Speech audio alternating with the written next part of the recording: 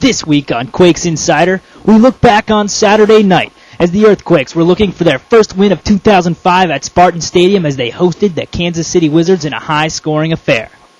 Catch all the highlights, interviews, and more, including Quakes Reserve League action, coming up next. This is Quakes Insider.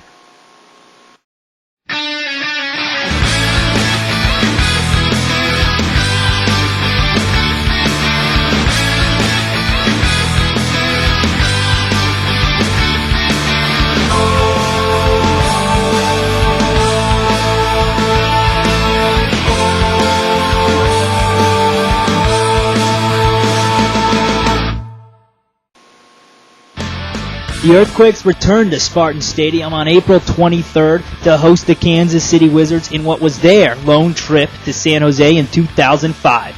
And the Wizards and rookie forward Scott Seeley made themselves right at home, getting on the board in just the 5th minute.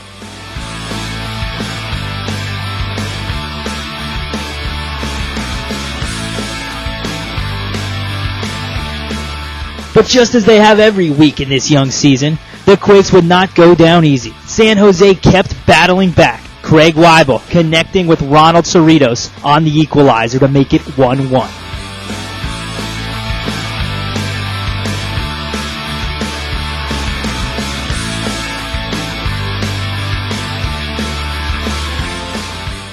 The Wizards eliminated San Jose from the 2004 playoffs, going all the way to the MLS Cup.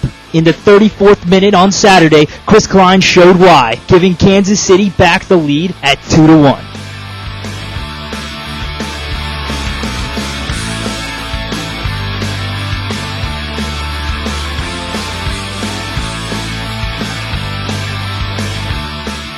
But the Wizards' lead would only last 6 minutes. Brian Ching had scored a goal or registered an assist in the first 3 games of this year, and he was not about to let that streak end on Saturday.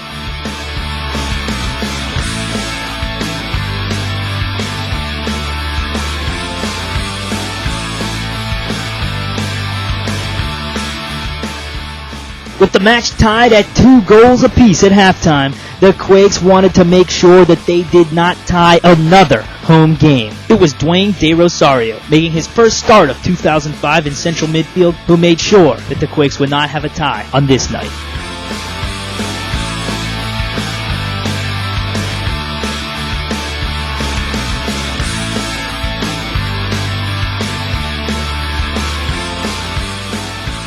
Just 2 minutes after De Rosario's goal, the Quakes once again saw a second-half lead in jeopardy. Referee Terry Vaughn pointed to the penalty spot after an Eddie Robinson foul in the box, and it was now up to Pat Onstad to make sure that another 3 points did not slip away.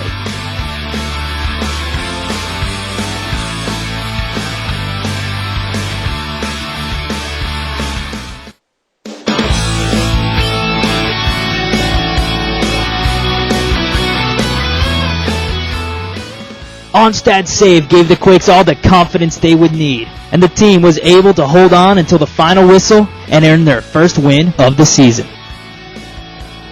Well, obviously, I think today we were kind of fragile, especially in the first half, and even when we went up 3-2. And once we kept that out, I think the guys just kind of realized, that could be a turning point for us, and did a fantastic job, and especially the last 15 minutes. Hopefully we'll gain a lot of confidence from that. The way we killed off the game today was excellent. Ronald Cerritos was pleased with the Quakes' win. Obviously, feel great. Really, really great. We were waiting for the first win. So the team did a very good job tonight, and everybody doing everything. Everybody put the maximum effort on the field, and we did it. Big save too from Pat. So it's part of the game too. So we take these 3 points. Earthquakes captain Wade Barrett was also impressed. I think today we finally kind of learned how to do it. We did the things today that we had the opportunity to do in the other games and we didn't do. And today we did that. It feels fantastic. I think this team will just gain confidence from the result tonight. Feels fantastic. We get the first 3 points. I think it'll be the first win out of many for us. Quakes forward Brian Ching, now with 3 goals in 2005, couldn't have been happier with the success of the team. Yeah, it was a little hectic there at the end, but it was good for us. You know, we closed it out well, and you know, thanks to Pat, he made a great, unbelievable save. You know, we got the win. You know, I think the guys believe in themselves and we believe in each other. And you know, I think after this game, it's just going to continue on more, and you know, that belief's going to get stronger, and you know, become a better team.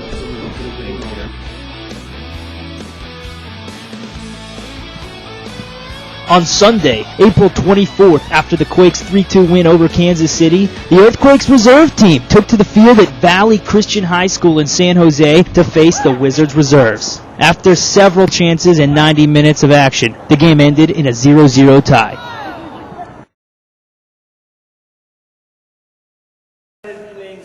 Last week, the Earthquakes' Dwayne De Rosario visited a group of children at City Year Youth Camp in Sunnyvale.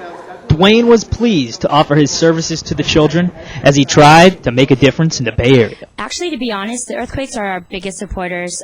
We've had 4 different spring camps happen this year, and we've had at least 1 or 2 representatives from the Earthquake team to come out. So they're one of our only supporters in athletic teams. And every time one of these Earthquake soccer players come out, they just make the kids' dreams become a reality, because you actually get to see a live athletic person come out and tell them how their life started and how it's ending for them, which is really cool. A lot of these kids don't have role models at home, and it's nice to know that they can get that from athletes that are very local to them.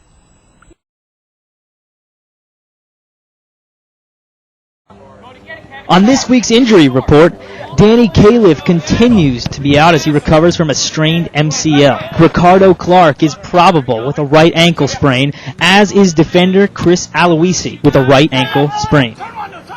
This weekend, the Quakes will journey for the very first time to Salt Lake City, where they will take on the 2005 expansion team Real Salt Lake on Saturday, April 30th. Real might be a new team, but they boast a number of familiar and dangerous faces. I think Clint is obviously the biggest threat offensively for Salt Lake. There's no question his talent's undeniable and really, you know, at times uncontainable. I mean, of course, Clint's always dangerous. He's a great soccer player, and we just really have to neutralize him. Just get somebody right on him and not let him get into his game. Brian Kamler's a very steady player. He did well for New England, and he'll do well for Salt Lake. So, Jason Kreis is always a very dangerous goal scorer, and whenever he gets a chance to shoot on goal, he will take his chances, and that's why he scored so many good goals over the years, because he does take a chance. He's a very good striker of the ball. Set pieces, with Brian Dunseth and Brian Kamler, some tall guys in the box there. But all in all, we're really most concerned about the way we want to approach the game, and want to take some of the momentum we took from Saturday against Kansas City and Salt Lake. And you can catch the Quakes live this Saturday when they take on Clint Mathis and Real Salt Lake at 6:30 p.m. Watch the game on Fox Sports Net or listen live on 1590 AM KLIV. That's it for this edition of Quakes Insider.